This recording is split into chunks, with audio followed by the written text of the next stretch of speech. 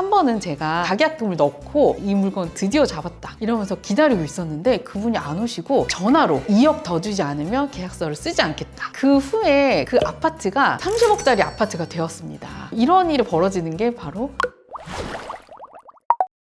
행크TV 구독자 여러분 안녕하세요. 서울 핵심지를 가장 적은 돈으로 투자하는 방법을 알려드리는 제아입니다. 반갑습니다. 본격적으로는 제가 결혼을 하고 시댁으로부터 받은 전세금을 가지고 투자를 하기 시작했어요. 그게 거의 한 12년 정도 전에 했고 조금씩 투자를 많이 했었거든요. 갭 투자, 분양권 투자 이런 것들을 주로 해왔었습니다. 야장이라는 거 혹시 들어보셨나요? 분양권을 그때는 밤에 막 줄을 서가지고 들어가서 막 계약도 하고 막 이런 것도 했었고요. 그 중에서 소액으로 핵심지에 들어가고 싶은 그런 투자 방법을 계속 찾다가 이 방법으로 투자를 계속하게 되었던 것 같습니다. 그 주 종목이 오늘 소개해드릴 방법입니다. 지금은 서울 핵심지에 아파트 3채, 건물 한 채를 갖고 있습니다. 금액으로 따지면 갭 투자나 분양권 투자도 많이 했기 때문에 굉장히 큰 자산 규모를 갖고 있지만 제가 주로 하는 투자의 종목으로 했을 때 거의 100억 이상의 수익을 내고 있습니다. 이거는 대출이나 전세금 이런 걸 빼고 거의 순수익이라고 생각하면 될 것 같습니다. 제가 주로 하는 종목의 투자 바로 재개발 재건축 투자입니다. 여러분 마포 레미안 푸르지오라는 아파트 아시죠? 그 아파트도 재개발 출신입니다. 그리고 얼마 전부터 입주를 하고 있는 올림픽 파크 포레오는 둔촌 주공의 재건축이 된 아파트입니다. 여기서 재개발은 우리가 보통 알고 있는 빌라 그리고 단독주택, 상업지 이런 곳들을 철거를 하고 새롭게 아파트를 올려서 신축 아파트를 만드는 것을 보통 재개발 투자라고 하고요. 재건축 투자란 저층 아파트, 중층 아파트를 철거를 하고 고층 아파트로 올려서 신축 아파트로 분양을 하는 그런 것을 재건축 투자라고 합니다.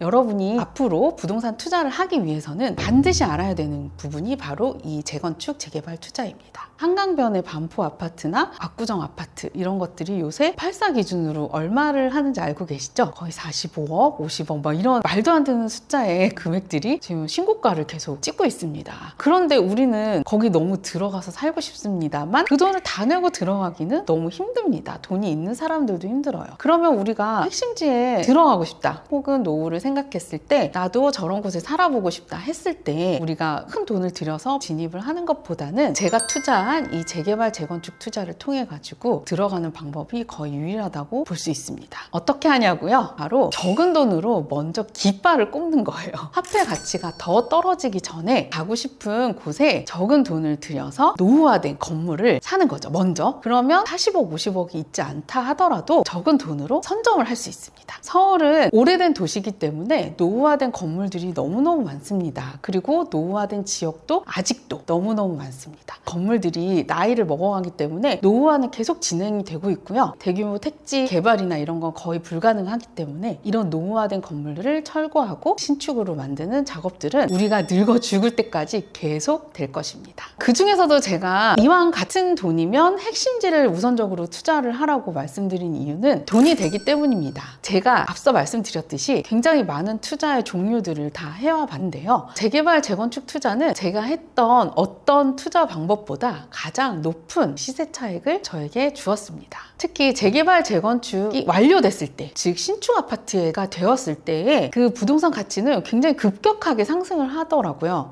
재개발은 약간의 공공자금이 조금 더 투입이 돼요. 소방도로가 너무 미흡하거나 상하수도 이런 데에 문제가 생기거나 이런 경우들이 대부분이기 때문에 나라에서 공적 자금을 투입을 할 수밖에 없습니다. 그래서 재개발의 경우에는 더 낙후된 곳, 더 노후화된 곳에서 이루어지게 됩니다. 지금 보시고 계신 곳은 한남 뉴타운, 얼마 전에 시공사 선정을 마친 한남 4구역의 모습입니다. 지금 보이는 곳이 빨간 벽돌, 빌라들 굉장히 다닥다닥 붙어있는 노후화된 건물들이 많이 보이죠? 이렇게 소방도로 같은 것들이 잘 안 되어 있는 이런 곳들을 보통 재개발을 통해서 새로운 아파트를 공급을 하게 됩니다. 반면 재건축의 경우에는 우리 아파트 주민들끼리 더 좋은 생활 인프라를 누려보자 으쌰으쌰 해서 새 아파트를 만들어내는 그게 바로 재건축 사업입니다. 간단하게 얘기해서 이런 정도의 차이가 있는 거고 깊게 들어가면 조합원의 자격 요건, 기준 그리고 절차들이 살짝 차이가 있습니다만 이 정도만 이해하고 계셔도 개념을 잡으실 수 있을 것 같습니다. 지금 한강이 정말 이슈가 되고 있죠. 한강변의 아파트인데요. 그 아파트는 5억 7천 정도의 매수를 했고 지금 얼마가 됐을까요? 한강변에 84제곱미터이기 때문에 45억 하면서 가고 있습니다. 그런데 중간에 들어간 돈이 있어요. 이게 1:1 재건축이었기 때문에 분담금이 그 당시 기준으로는 많이 나왔어요. 9억 정도. 그래서 총 매입가는 5억 7천과 9억을 더해서 한 16억 정도의 매수를 했다고 보시면 되는데요. 저에게는 부담이 하나도 안 됐습니다. 왜 그럴까요? 분담금이라고 하는 것은 조합이나 시공사에서 대출을 많이 해줍니다. 그래서 제 돈이 들어가지 않더라도 새로 지을 때 제 돈을 넣지 않고 그냥 갖고 있습니다. 그런데 새로 아파트가 지어지면 누가 들어오죠? 세입자가 들어오죠.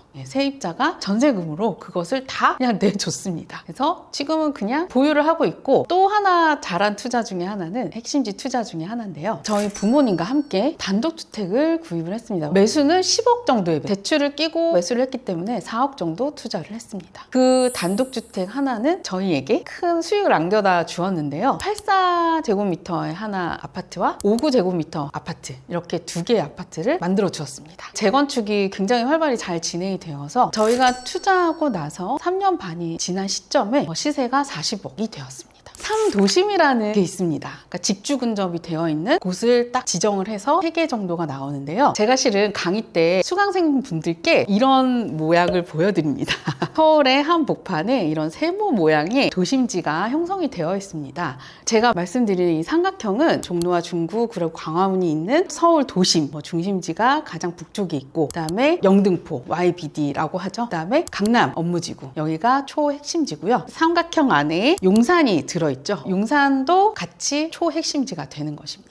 지금의 부동산 시장은 약간 양극화예요. 여러분도 느끼시겠지만 계속 신고가를 찍는 곳이 있는가 하면 우리 동네는 잘 안 팔리고 가격은 점점 내려가고 양극화가 계속 펼쳐지고 있습니다. 그 이유는 나라에서 자금을 개발하는 곳 위주로 투입을 하기 때문에 더 좋아질 수밖에 없는 곳이 바로 핵심지가 되는 것이거든요. 그래서 우리는 정부의 계획을 먼저 읽고 그것을 바탕으로 해서 투자를 해야 됩니다. 재개발, 재건축 투자의 장점을 말씀드리면 저같이 부지런하지 않은 사람도 투자를 할 수 있다는 것입니다. 장기적으로 투자를 하면서 안정성을 가지고 갈 수 있다는 것이 가장 큰 장점 중에 하나인데요. 제가 적은 투자금으로 재개발, 재건축 구역에 물건 하나를 묻어두면 얘는 알아서 그냥 사업이 잘 진행되면서 간혹가다 총회에 참석해라, 돈을 내라, 이런 식으로 연락이 옵니다만 몇 년에 한 번씩 연락이 오는 정도고 제가 돌아보지 않아도 잘 크고 있는 자산 중에 하나가 되거든요. 그래서 재개발, 재건축 투자는 물건 하나만 사놓으면 물을 주지 않아도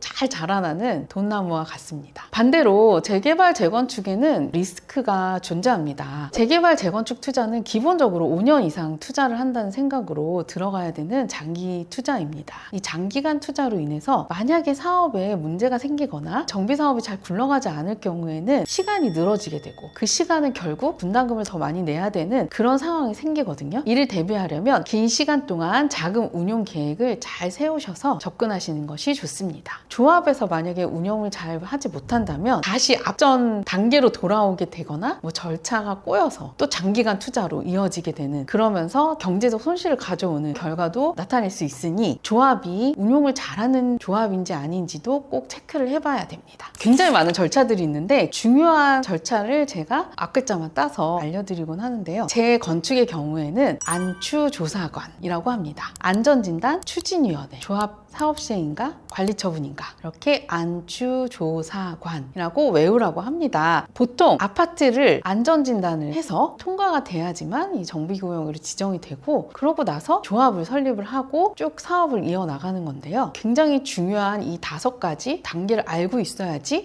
이 사업이 지금 어느 정도 가고 있구나, 이런 걸 파악을 할 수 있기 때문에 이 5가지 꼭 외워주시면 좋겠고요. 재개발의 경우에는 정추조사관이라고 외우라고 제가 말씀을 드립니다. 정비구역 지정, 추진위원회, 조합 설립, 사업시행인가 관리처분인가, 정추조사관, 이렇게 외우시면 됩니다. 이 5가지 단계는 허들을 넘기가 굉장히 어려운 타이밍입니다. 조합에서 굉장히 준비를 많이 하고 정부에 신청을 하고 기다림의 시간을 가지고 또 어렵게 통과를 하여서 절차가 진행이 되는 것이기 때문에 사업시행인가나 관리처분인가가 낮다라고 발표가 나면 금액적으로 2, 3억씩 팍팍 뛰는 것을 제가 경험을 했거든요. 한 번은 제가 너무 사고 싶은 물건이 있었어요. 부동산에 앉아서 매도자를 기다리고 있었거든요. 그런데 매도자분이 계약서 쓰러 오시는 중에 갑자기 문자를 받은 거예요. 조합에서 사업시행 인가 신청이 통과됐습니다 라고 축하, 이러면서 메시지가 왔죠. 그래서 그 매도자분이 안 나타나셨어요.